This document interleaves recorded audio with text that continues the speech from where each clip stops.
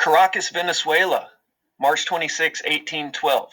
An earthquake measuring 7.7, because I'm sure that, look, these guys want you to think that they know every single little thing. So they throw in these little facts like it was a 7.7 on the Richter scale. I don't know how much I believe that, but what I do believe is that it destroyed 90% of Caracas, Venezuela, and killed an estimated 15 to 20,000 people. Okay. Okay. Hey, we hear you loud and clear. Mr. Static in the edit, y'all. Welcome back, Mr. Static in the edit. All right. Mr. Static always come back uh, and help me out when we're digging on Tecumseh. All right. And so we're going to cook a little bit on Tecumseh. We're just gonna maybe throw everything in a pot, all right, and see what we can come up with. Uh, Again, we ask, indeed, is this, could this be Elijah? All right. We don't know for sure. All right. But we can, all right, do the investigation. All right. This is what we do at Drop Nation. The thrill of the hunt, it never gets old.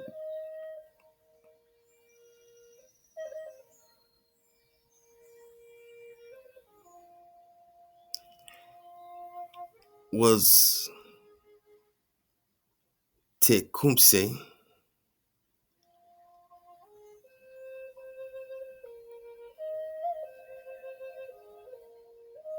a prester? Huh?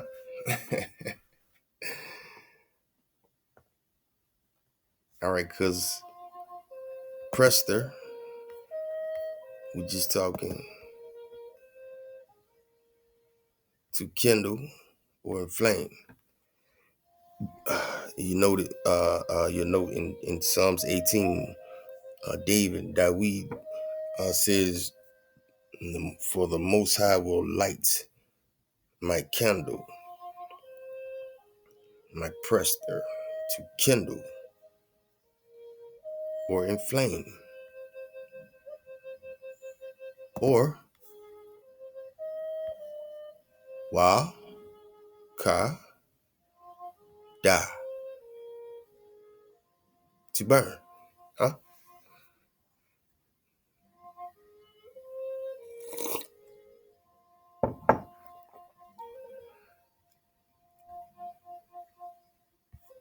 To be kindled. Mr. Static, let's rock. I'm going to show you exactly what happened in Caracas at that time. Please do so. Okay, so we've got earthquakes all around the world. Mm-hmm. I haven't got to the volcanoes, but let's go here. Tecumseh's Comet and the prophecy of the Black Sun. Can't make this stuff up, guys. Nah, you can't. So his name ominously meant shooting star, he who walks across the sky. Panther. Tecumseh's brother, who was a religious leader known as the Prophet, had predicted a solar eclipse in 1806. All right, shalom to the home team. You're rocking with Nine Spiral. Shabbat shalom, that is. I hope you're having a great Shabbat.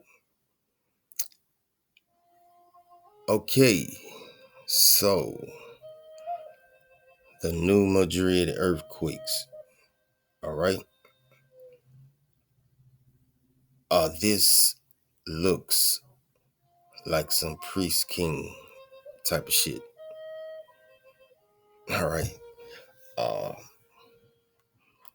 It's one of you don't hear about it too much nowadays. It seems, if Hollywood would have made a movie or something about it. All right, but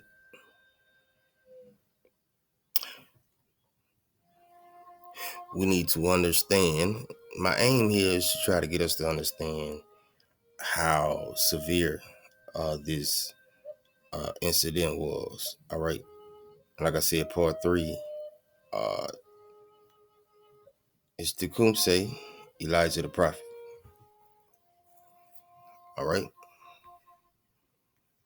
It's Tecumseh, Elijah the prophet.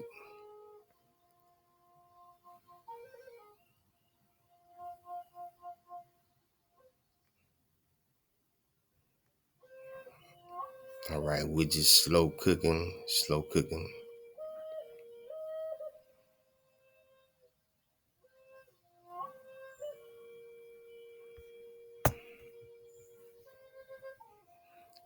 All right. So Static in the Attic, I said, what, 15,000 to 20,000 dead. Oh, yeah. That's some priest king shit.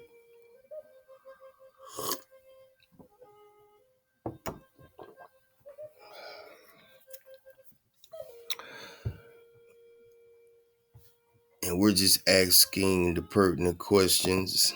What is a prester? All right.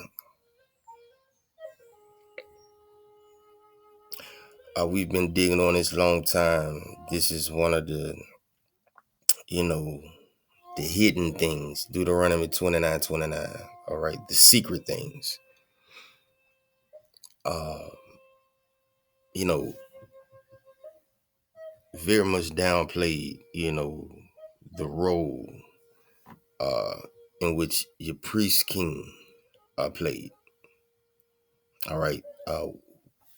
I never forget when we first started digging on it. Drop had a saying, when your priest king hit, uh, all right, they were sent to raise the vibration. All right, so it was sent for a purpose.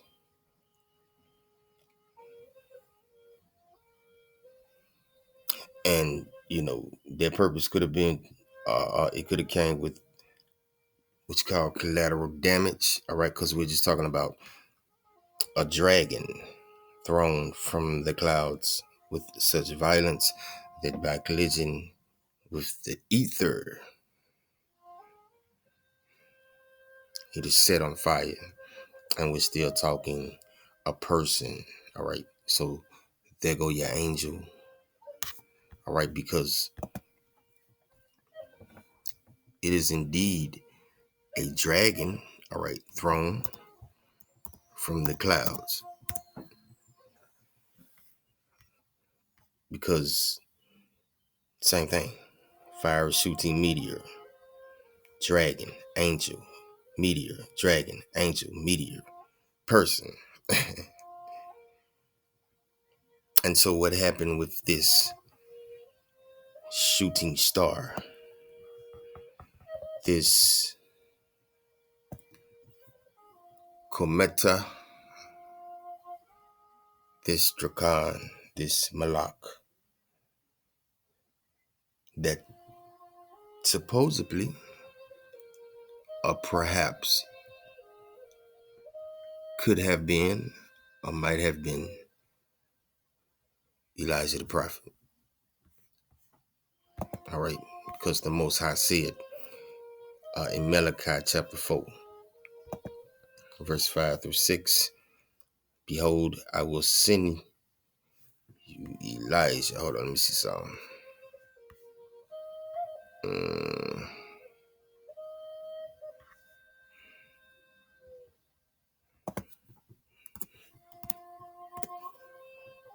all right, let's get this.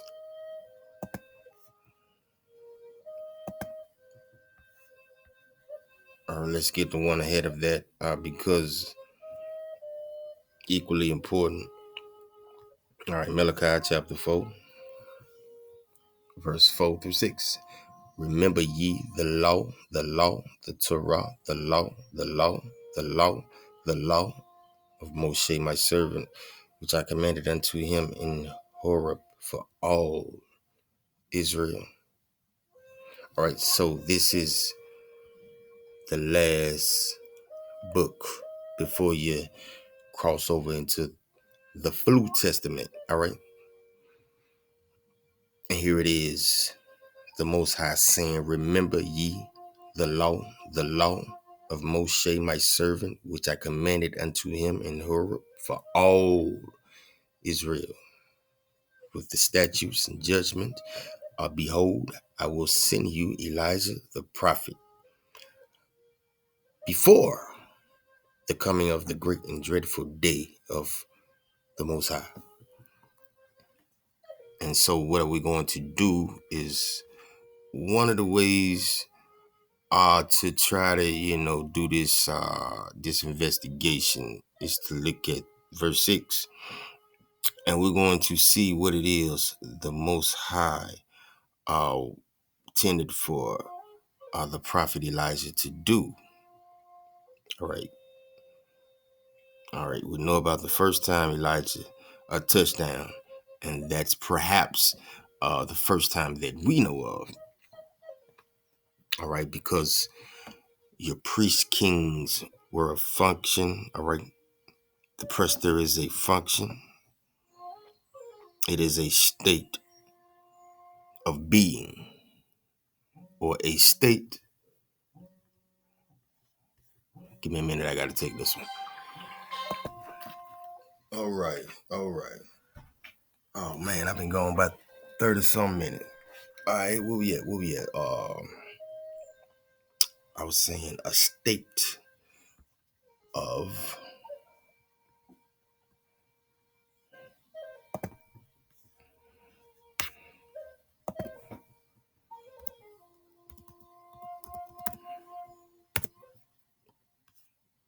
All right, a state of destruction.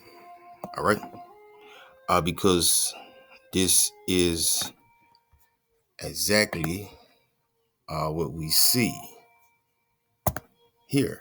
All right.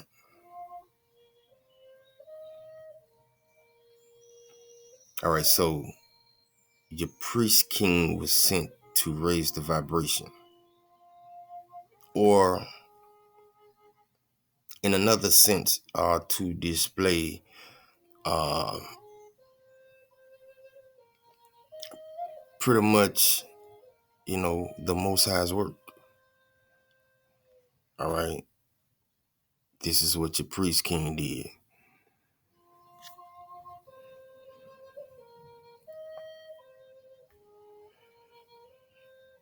Right here it says the New Madrid earthquakes were interpreted variously by so-called Negroes. But one consensus was universally accepted. The powerful earthquake had to have meant something. All right. For many tribes in Tecumseh's Pan-Indian alliance, it meant that Tecumseh and his brother, the prophet, must be supported. All right. Kind of like how Moshe dealt, the Most High dealt with Moshe.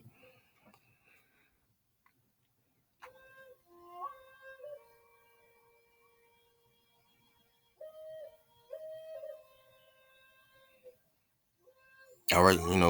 Just get a whiff of, this destruction right here. All right. Let's cook. All right. And so what does it take? You know, what does it take to carry out the Most High's work? All right. Or plans. All right. A representer. All right. We're just looking at some characteristics. All right. And so we're here in Numbers 25, verse 10 through 13. The Most High spake unto Moshe, saying, Phinehas, all right, the son of Eleazar, the son of Aaron, the priest, hath turned my wrath away from the children of Israel, while he was what?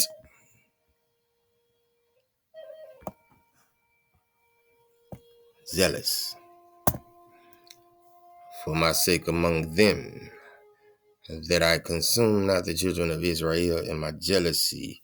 Wherefore say, behold, I give unto him my covenant of peace. All right. Why? Because of the zeal. And he shall have it, and his seed after him, even the covenant of an everlasting priesthood, because he was zealous for his power and made what? An atonement. All right. And so where are we talking? Mashiach. All right, something very interesting here in Numbers 27, 18 through 23. And we're digging on another priest king, Hawashua, all right, or Joshua. The Most High said unto Moshe, take thee, Hawashua, Joshua, the son of Nun, the continuance, the heir, the seed, sprouting seed, all right, and set him before Eleazar the priest and before all the congregation, and give him what?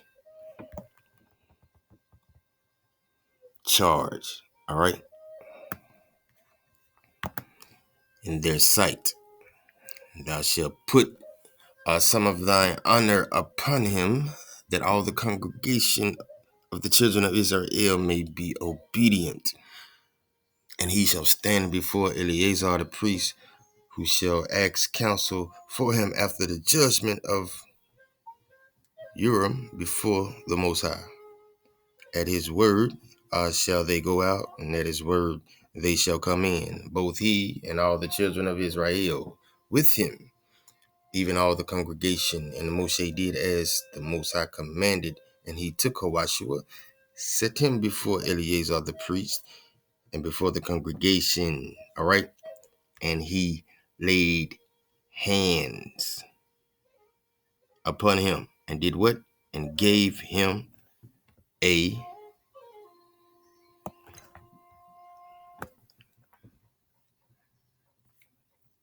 charge.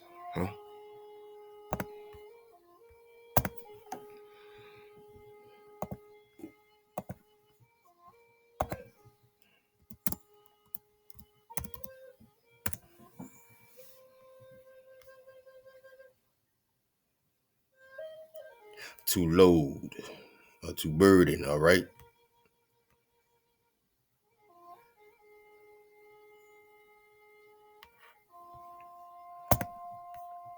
And we're just talking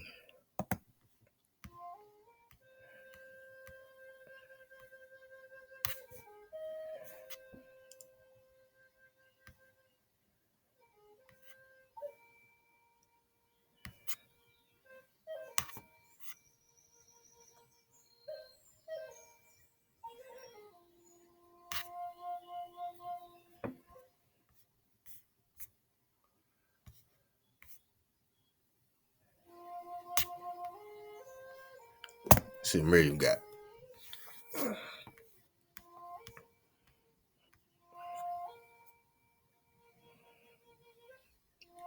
implicate, all right?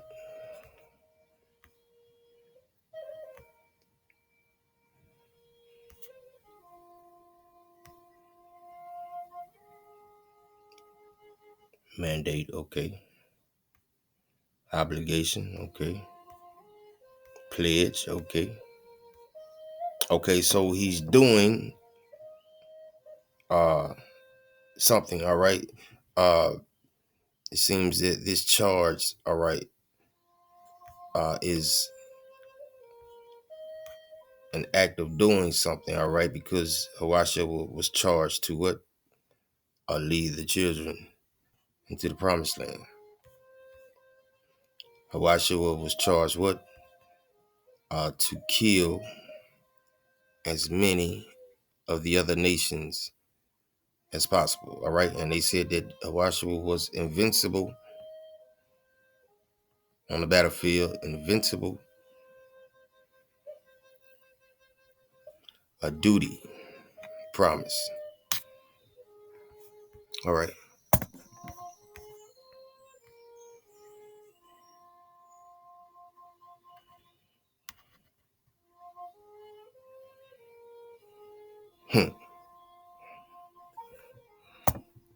Online etymology says filled with electricity or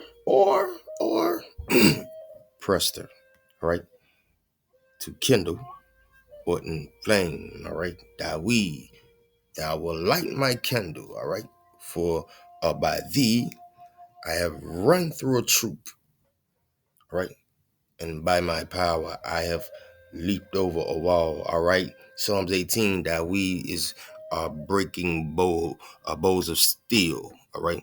He says, by mine arms, all right. So what are we talking about? We're talking about you are the last dragon. You possess the power of the prester. All right, Malachi chapter 4, verse 4 through 6. Remember ye the law of Moshe, my servant, which I commanded unto him in Horeb for all Israel, with statutes and judgment. Behold, I will send you Elijah the prophet. All right. And so, in this investigation, all right, this is part 3, by the way, but what we want to do is we want to do some comparisons, all right? And so, in order to do so, we must find out about the two characters, all right? And so, who are we digging on? Elijah and who else? Tecumseh. Let's go. All right. Let's cook. Let's cook. All right. I got Drop. I got the con with me. All right. And he's done a lot of work on Tecumseh. Great work. And it's only fitting, right? And man, we just gonna double team, man, and slow roll, slow cook. You did. And so your priest kings were immortal, all right? They came and went, they came and went. All right. See that? Goes through one place to another. And something else, I can't remember what it was. What it was, Rob? Remember, we're just talking the one who crosses, right? That's right, who crosses. Tecumseh means resurrection, and in Algonquin, the word Tecumseh means goes through one place to another. Huh? We're just talking the Black Panther, right? I mean, we're just talking Waka, right? Or I was reminded of the Indian chief Tecumseh, Tecumseh,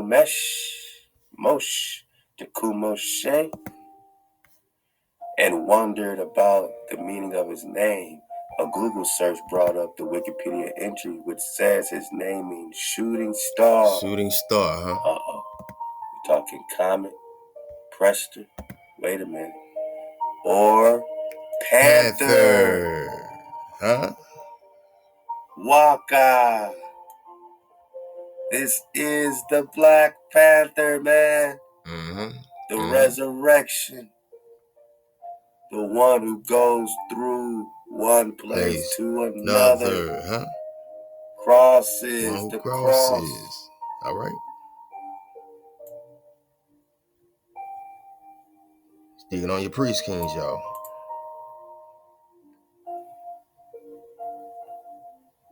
Crosses. Quetzalcoatl wore a long robe marked with crosses. The signs identified him as the one who crosses. Quetzalcoatl obtained the land of promise, the promised land, like Joshua, man, like Joshua. And in his golden reign, an air of wheat grew so large that one man could hardly carry it. Joshua led the people into the land flowing with milk and honey. Huh? All right, we're just talking the one who crosses, right? They came and went. They came and went. All right, and we're gonna get that. All right, so we're just talking war chiefs. All right.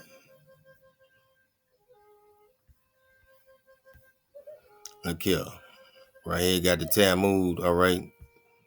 With all this hijack Yiddish right here.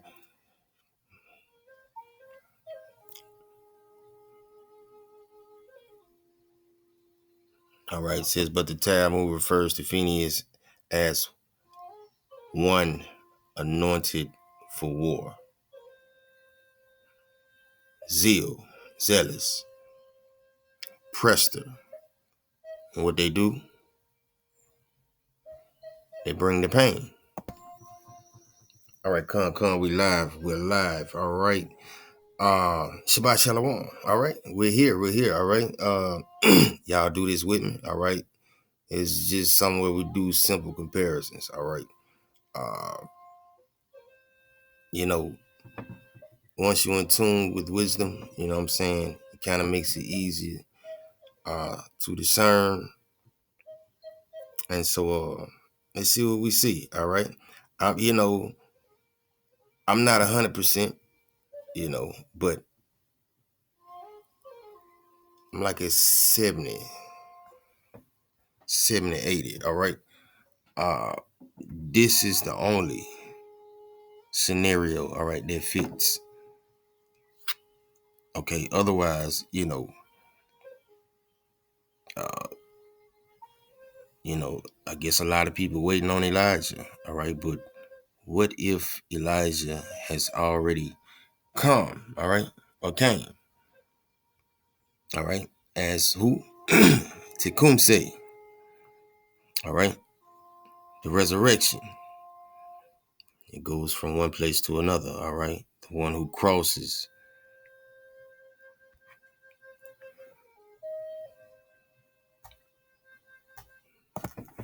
"2 years later, the man fated to lead them into battle entered the world. In March of 1768, Tecumseh was born to the Shawnee people in a village along the Ohio River. All right. It is said that upon giving birth, his mother looked to the heavens and saw a comet blazing across the night sky. All right. We're just talking a priest king. All right. All right. You see that? Tecumseh's name meant shooting star. All right. It can also be a man. All right. That's also a Dracan. Or, all right, let's cook. Shabbat Shalom. My Shabbat. Let's rock. I got you. Or,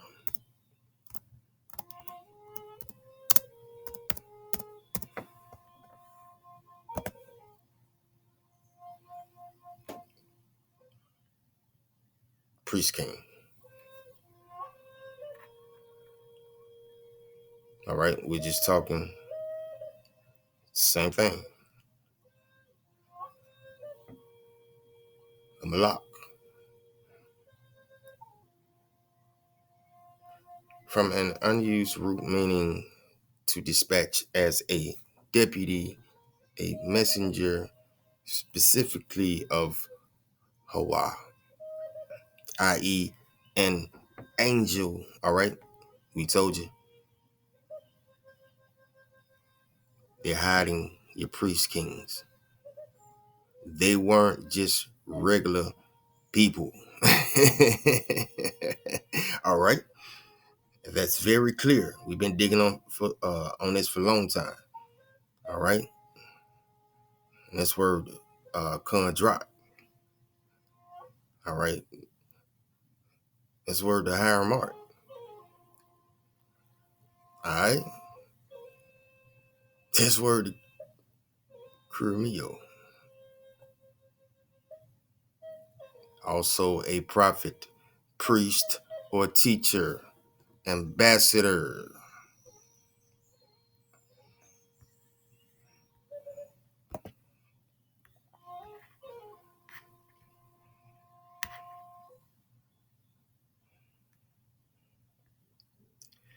and set him before Eleazar the priest and before all the congregation, and give him a charge. Give him what?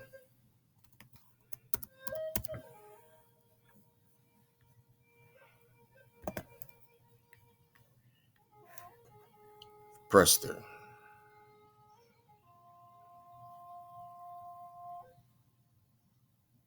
See that?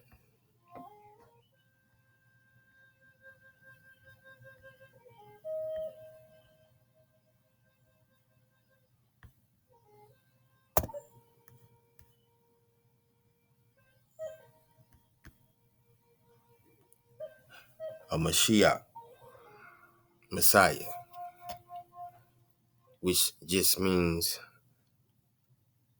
anointed one. All right. And so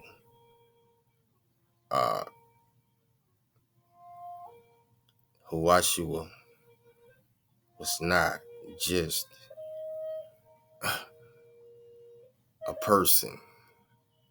All right. He been here before. Sure enough. Moshe was not your regular Ak, Naga. He been here before.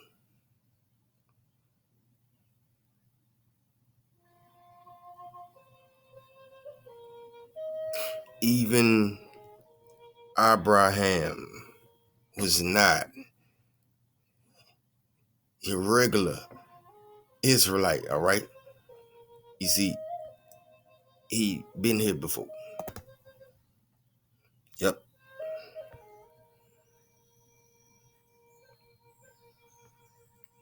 Shooting meteor, shooting star.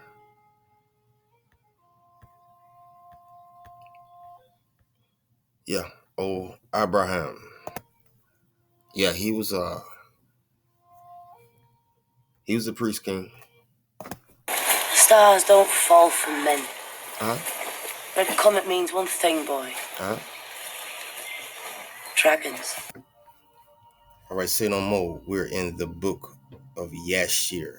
All right, Yashir, chapter 8, verse 1 through 4. All right, read. And it was in the night that Abram was born, that all the servants of Terah and all the wise men of Nimrod and his conjurers came and ate and drank in the house of Terah. And they rejoiced with him on that night. That night. Come on, read. And when all the wise men and conjurers went out from the house of Terah, all right, they lifted up their eyes toward heaven that night to look at the stars. The stars. And they saw. And behold, one very large star came from the east and ran in the heavens. All right, read. And he swallowed up the four stars from the four sides of the heaven. And the Shamains. And all the wise men of the king and his conjurers were astonished at the sight. And the sages understood this matter. All right. And they knew its import. Come on, read and now. They said to each other, this only betokens the child that has been born to Terah this night, who will grow up and be fruitful and multiply and possess all the earth, he and his children forever. Come on. And he and his seed will slay great kings and inherit their lands. Their lands, all right. All right. And so we're just talking what? An angel. A dragon. A meteor. A prester. A priest king. Are sent by the Most High himself as a what? Messenger? Ambassador. Okay, that sounds a lot like what Abraham portrayed. He was pretty much an ambassador, all right, for the Most High. Angel. And so these were not your regular Israelites. All right. We're just talking consecrated person, anointed. All right. This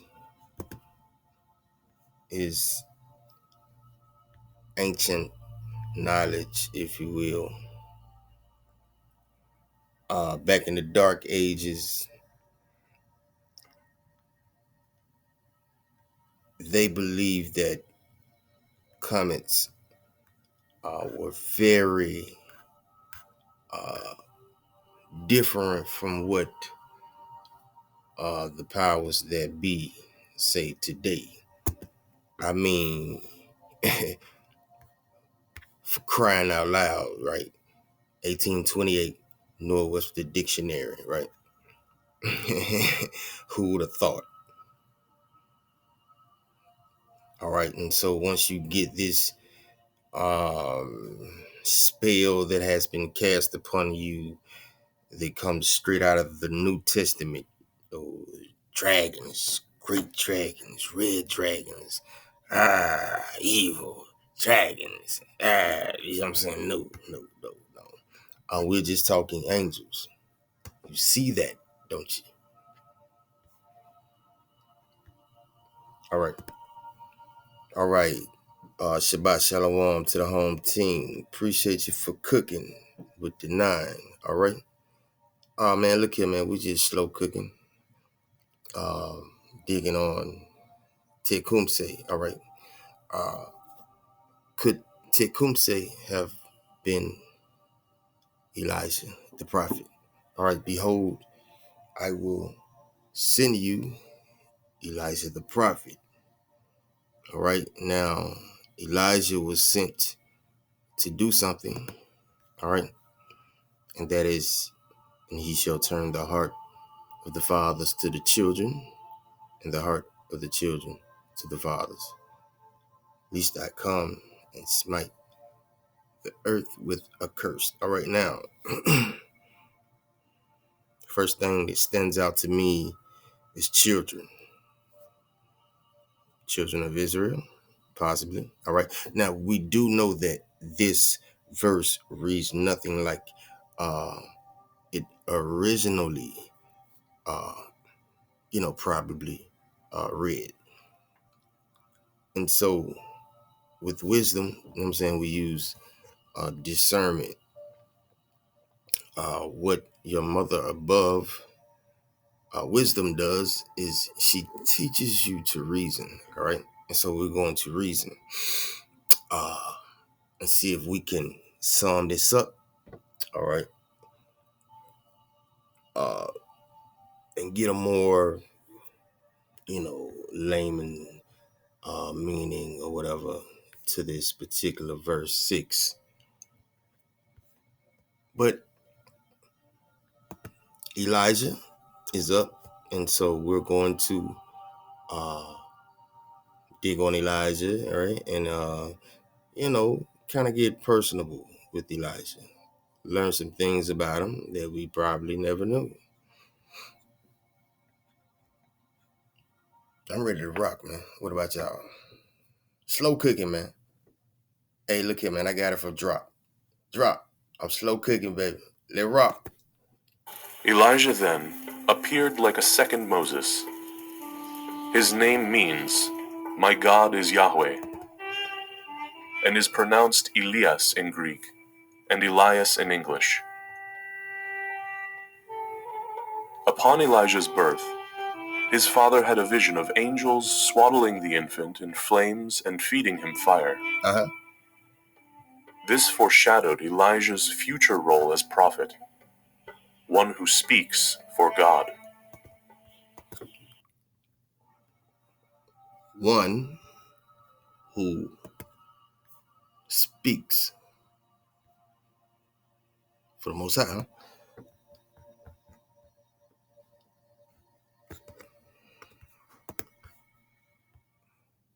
I was just trying to get that right there. All right. You see that? All right, and so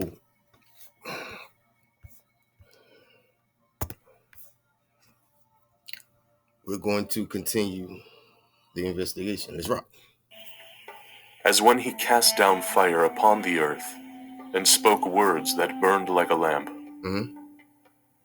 His experience on mountains took him from Carmel to Sinai to Tabor. Likewise, seeing him rise through faith, zeal, and ascetic labor.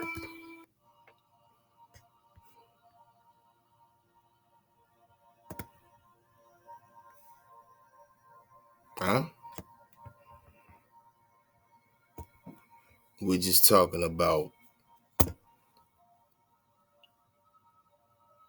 priest king type of behavior. All right.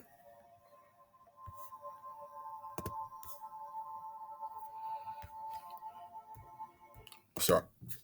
Even to the heights of heaven. Yet, as St. James reminds us, Elijah was of like a nature to ours, and could be overcome with fear and despondency. All right. Like unto a nature of ours, okay? Able to overcome fear and despondency. Let's go. In 1786, he and his elder brother went out with a band of warriors to check or drive back Captain Logan, who was advancing toward Mad River. In an encounter near Dayton, the boy was forced for the first time to face a cavalry charge. He had never imagined anything so terrifying. He saw those great rushing horses, the cruel flash of steel. He forgot his hatred of the white man. All right. He forgot his hatred of the white. Now that's fear. All right. Let's see if he's able to overcome. Let's go. Dreams of glory. His only thought was to save his life. He threw down his gun and ran. It's all right, man. As soon as he recovered from his fright, he felt very much ashamed of his cowardly conduct. Rebound. He was eager for another opportunity to test his courage. All right. Fortunately for him, he did not have to wait long. Okay. Tecumseh was with a party of Indians who attacked some flatboats on the Ohio River. The boats were taken, and all the men in charge of them were killed except one, who was made a prisoner. This was an important occasion in the life of Tecumseh. All right. He acted with such daring and bravery that the old warriors of the party were astonished. Shawnees spoke of Tecumseh. All right. Now, such bravery that they were astonished. All right. And so how do you go from dropping the gun, you see what I'm saying? And then forgetting your fear of the so-called white man. All right. All right. So now, Tecumseh, they were astonished. All right. Almost on some shit like he was Hawashua. All right. They say Hawashua was invincible. All right. They say it couldn't be touched on the battlefield. All right. Tecumseh as a brave. Besides winning the good opinion of others, he regained his self-respect and conquered fear. All right, now we can't make this shit up. All right. Even as he could offer effective prayer that worked wonders. Okay, let's go. When he entered adolescence, Chisicau blackened Tecumseh's face and sent him alone into the woods to find his guardian spirit. Tecumseh fasted and meditated, and his spirit came to him in a vision. He never revealed to anyone what form his ethereal guardian took. All right. And so here, you see Tecumseh fasting, meditating. Yo, that's priest keenish prophet type shit. All right. And so y'all see what's going on here? Huh? We cooking. Tecumseh soon matured into a strong, intelligent young man. Allegedly, he once slew 16 bison with only a bow and a single quiver of arrows. He also drew no small amount of attention from the opposite sex.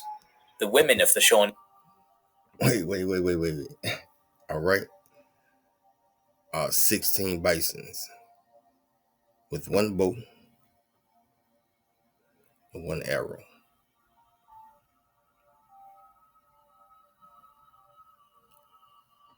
Praise King shit.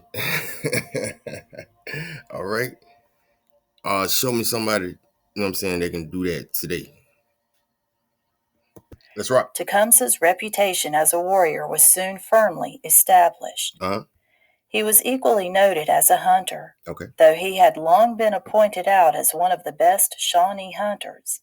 Many young men had claimed as great success as he. At length, someone suggested... They fronting. They fronting on the Priest King, huh? Oh, man, you see, I've been killing bison, nigga, I'm OG out here. See that? Oh, this is what we call con biz, and that's word to Kermio. That's right.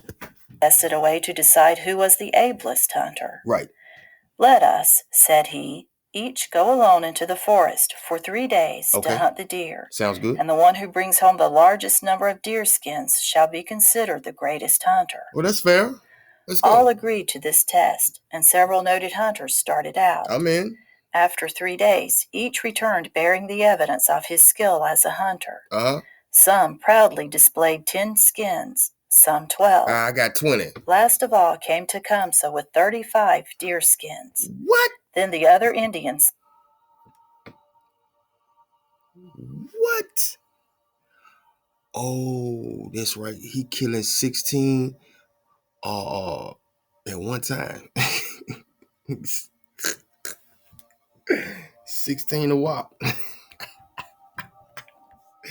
You old Priest King, you. He first lived in the wilderness and purified his heart through fasting, prayer, and chastity before receiving God's call to go and confront Ahab. As the Lord God of hosts lives, said Elijah to Ahab. Come on. The God of all Israel before whom I stand. Ambassador. There shall not be any dew, nor rain during these years, except at my word. All right, what are we talking? All right, ambassador. All right, messenger.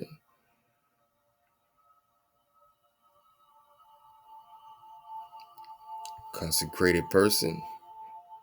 All right, meaning to dispatch as a deputy. From who? The Most High. Let's rock. In August of 1810, Tecumseh met with Harrison face-to-face outside the governor's colonial estate, and the two engaged in a heated parley. We live, y'all. Tecumseh insisted that native land could not be bought or sold, unless done so collectively by all the tribes acting as one, and that the land ceded to the Americans in the recent treaties still rightfully belonged to the natives. Harrison replied that individual tribes were free to make treaties with the United States, but Tecumseh's confederacy was not recognized, nor did the local tribes welcome his interference in their affairs. Who the nigga think he is? The back-and-forth debate inspired a passionate reply from Tecumseh and his most iconic quote, "Sell a country? Why not sell the air, the great sea, as well as the earth? Did not the Great Spirit make them all for the use of his children?" Right. Tensions soon grew between the two parties. Harrison was quick to point out that the Shawnee themselves had taken land from the Miamis, so what right had they to dictate the affairs of other tribes? If the tribes were all one nation, as Tecumseh claimed, why did the Great Spirit not have them all speak one language? Tecumseh lost his temper, declaring that everything Harrison said was a lie, and that the Americans had cheated the native peoples. He brandished his tomahawk at the governor, prompting Harrison to draw his saber and point it at Tecumseh. A tense standoff ensued, but neither side attacked. Watch your mouth. Harrison brought the meeting to an end and demanded to... All right, so what do your priest kings do? They come and go. They go from one place to another, right?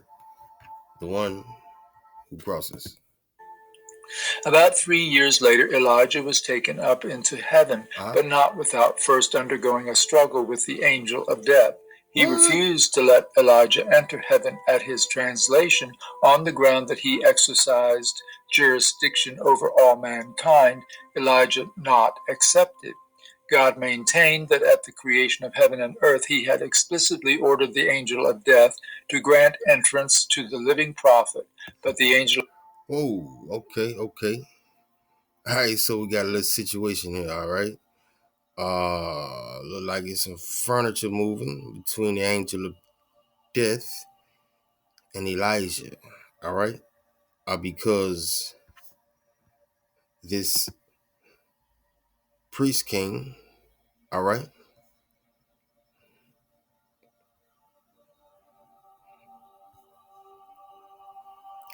See that?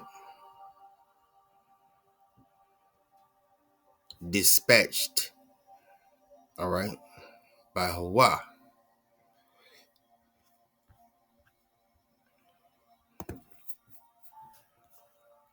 Needs that door so he can go back and forth, all right?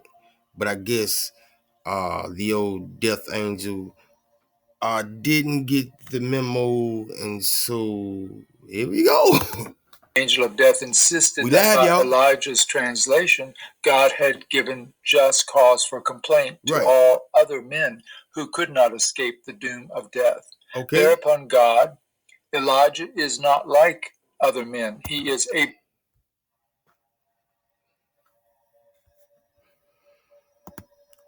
a priest king, an angel, a dragon, a meteor.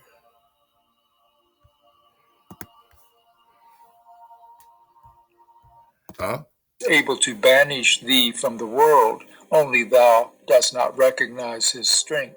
With the consent of God, a combat took place between Elijah and the angel of death. The prophet was victorious, and if God had not restrained him, he would have annihilated his opponent.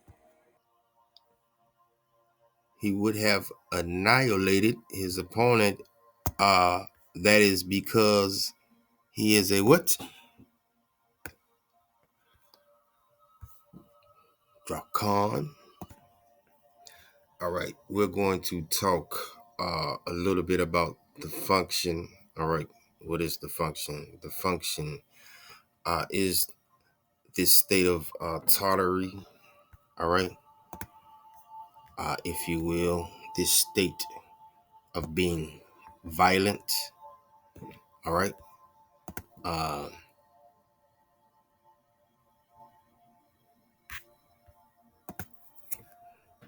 It's a state of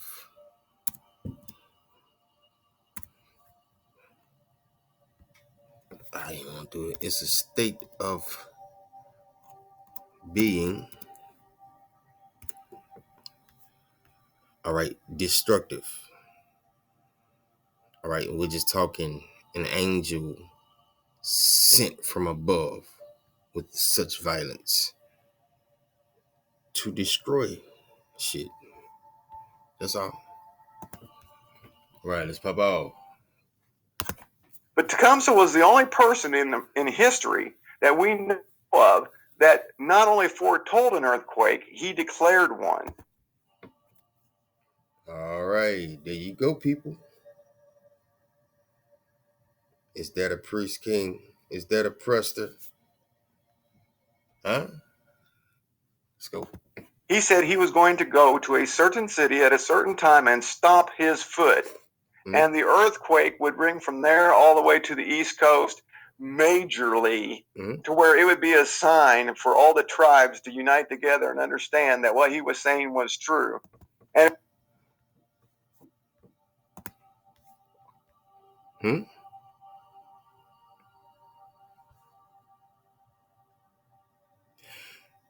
The New Madrid earthquakes were interpreted variously by you so-called Negroes. All right. But one consensus was universally accepted. The powerful earthquake had to have meant something.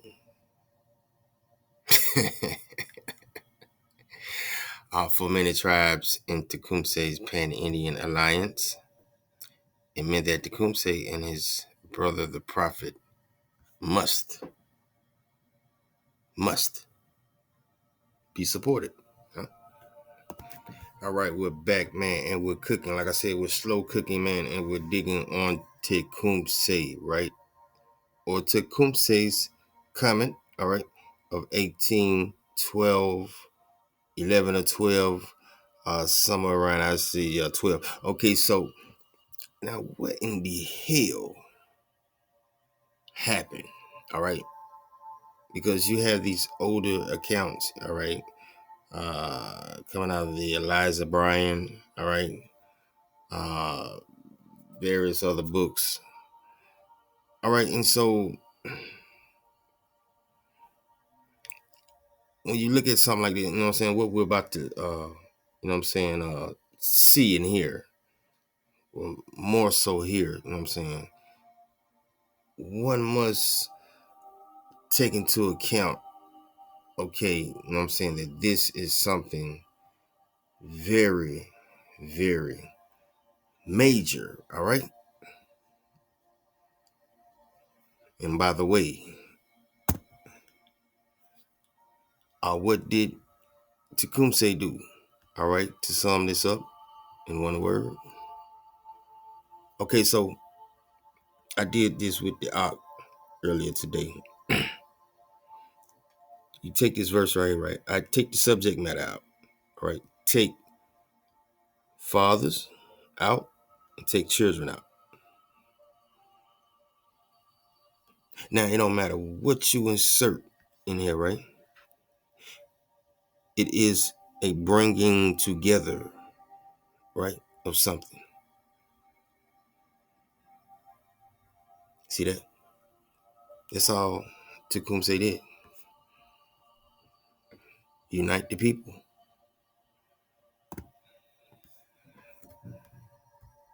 All right.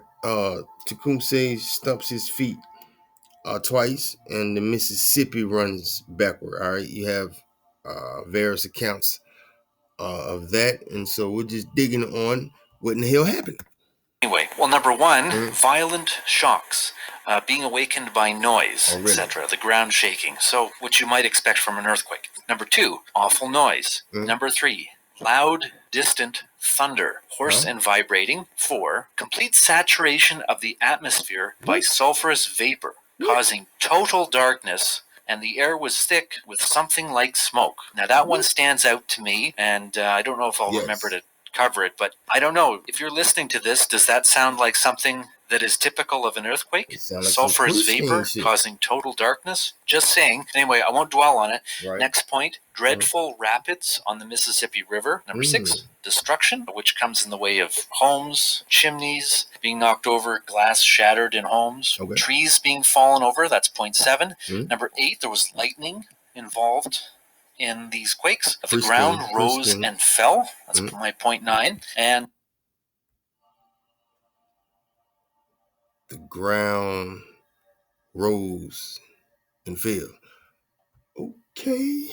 And number 10, the Mississippi foamed and boiled like a cauldron. This is what? All right. Let's rock. Particularly during one of the accounts of the February 7th, 1812 quake. Okay, next point. The stream flowed backwards. Whether it did or whether it didn't seems to be contentious among some of the videos and things I've read, but in the least, the river was sloshing back and forth, and even in some cases creating almost types of waterfalls within the river where maybe the ground was raising up. Okay, number 12. the Earth was in a continual state of agitation. That comes from the Eliza Bryan account. Okay, number 13. This is also from the Eliza Bryan account, that the surface of hundreds of acres of land was covered in sand from fissures. Now maybe I can sneak it in to the video here. I remember just having looked it up. All right, can somebody say mud flood? All right, now we're going to check out Bradbury's travels. All right, he has I guess a eyewitness account on what happened. All right, man, so y'all let me know, are we talking priest king? All right, is it Elijah? Who knows? On entering the house, I saw a Bible lying open on the table. They informed.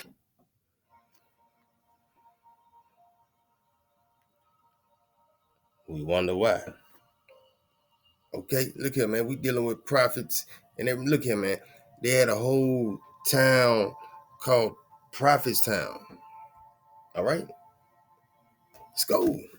Informed me that the greatest part of the inhabitants in the neighborhood had fled to the hills on the opposite side of the river for safety, and that during the shock, about sunrise on the 16th, a chasm had opened on the sandbar opposite the bluffs below, and on closing again, had thrown the water to the height of a tall tree. They also affirmed that the earth opened in several places back from the river. What?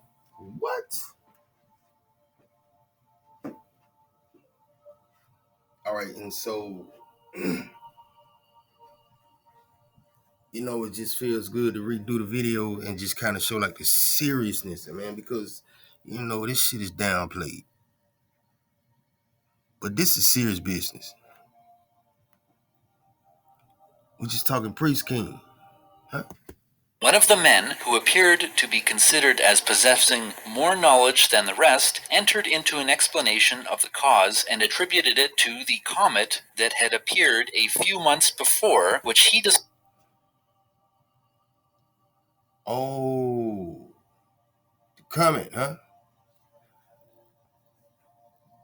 Got it.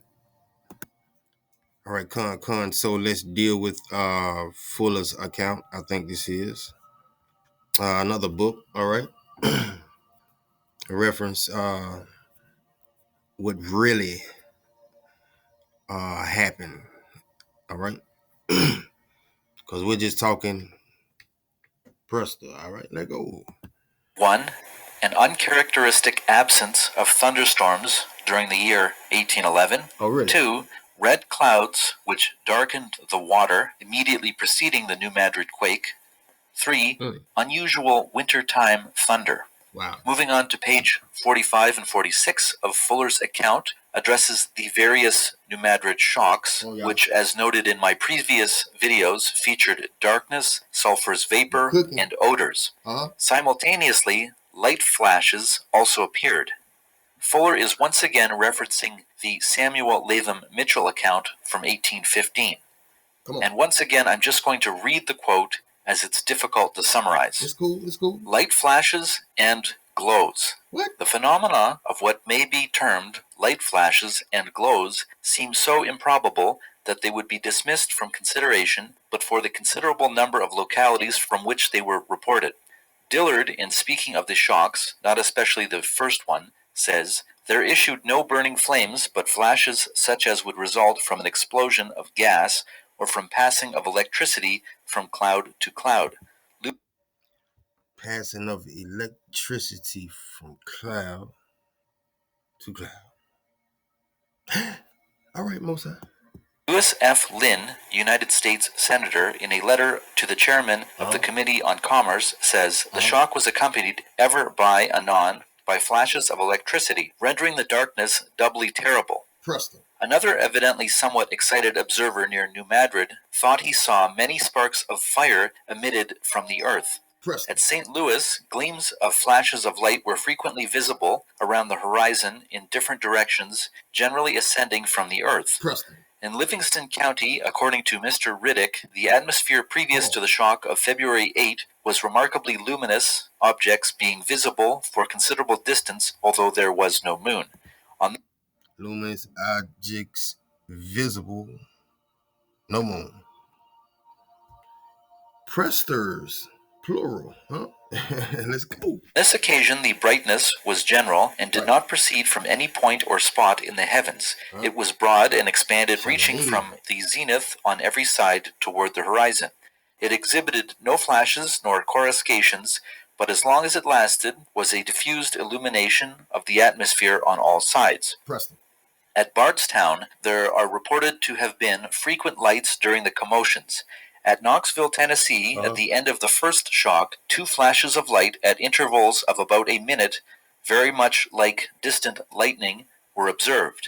Farther cast, in North Carolina, there were reported 3 large extraordinary fires in the air. One appeared in the easterly direction, one in the north, and one in the south. The continuance was several hours, their size as large as a house on fire. The motion of the blaze was quite visible, but no sparks appeared. At Savannah, Georgia, the first shock is said to have been preceded by a flash of light. Preston. And just my own thoughts, but keep in mind that You know what? I think I've seen enough here. All right. Theorizing that one could time travel within his own lifetime, Dr. Sam Beckett stepped into the quantum leap accelerator. We're just talking the one who crosses, huh? Where you think they got it from? He woke to find himself trapped in the past. Goes one place to another. Mirror images that were not his own, and driven by an unknown force to change history for the better. For the better.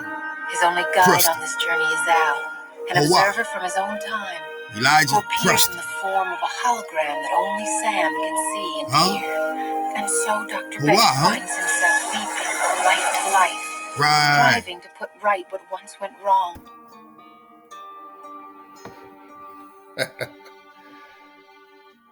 Hey, look at me, man. All I got to say is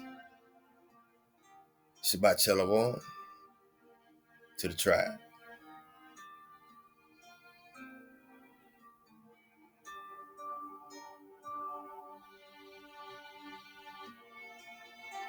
Yes, indeed. Dawada.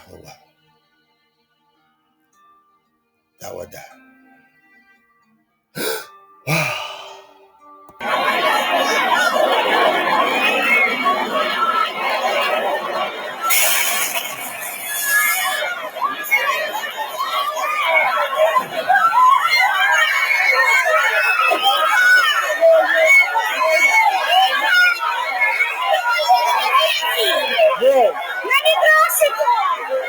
Anticipo.